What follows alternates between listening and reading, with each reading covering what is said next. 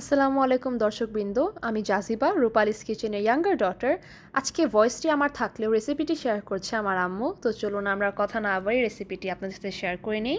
এটির জন্য আপনাদের লাগছে 4টি চিকেন ব্রেস্ট। আপনারা কোয়ান্টিটি আপনাদের মতো চেঞ্জ করে নেবেন।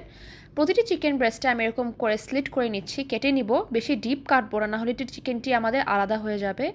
এক্সেস পানি আমি অ্যাবজর্ব করব টিস্যুর সাহায্যে। ম্যারিনেশনের জন্য আমি দিয়ে দিচ্ছি ব্ল্যাক পেপার, লবণ।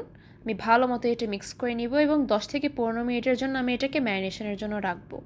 ম্যারিনেশনের শেষে লম্বি আমি দুইটা স্লিট এরকম করে কেটে নিব। ময়দার মধ্যে আমি চিকেনটিকে কোট করে নিব। আপনারা অবশ্যই এক্সেস ময়দা ইউজ করাটা অ্যাভয়েড করবেন, নাহলে চিকেনে অতিরিক্ত ময়দা থাকলে চিকেনের ফ্লেভারটা আসবে না। বাটার নিয়ে নিচ্ছি ভালো পরিমাণে। আপনারা সকলে ট্রাই করবেন বাটারটি ইউজ করা, বিকজ বাটারের ফ্লেভারটি এত ভালো, এটা যে কোনো স্ন্যাক্সের টেস্ট 10 টাইমস বেশি বাড়িয়ে নেয়।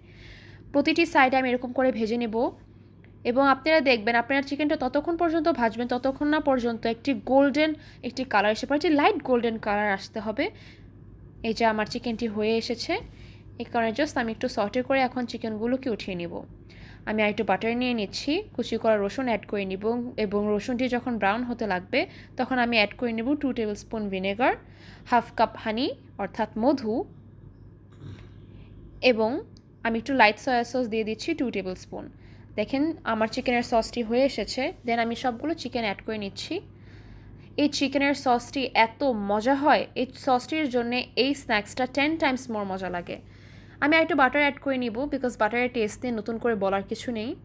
আপনারা দেখবেন যখন আমার সসটি এরকম গ্রেভিটা এরকম ঘন হয়ে আসছে তখন আমি চুলার জালটি অফ করে নিয়ে এটিকে গার্নিশ করব। স্প্রিং অনিয়ন দিয়েও গার্নিশ করতে পারেন, আমি গার্নিশ করেছি কুচি করা ধনিয়া পাতা দিয়ে। দেখেন আমাদের ইয়ামি স্ন্যাক্সটি হয়ে এসেছে। রেসিপিটি ভালো লাগলে অবশ্যই লাইক, শেয়ার এবং ফলো করবেন। Thank you.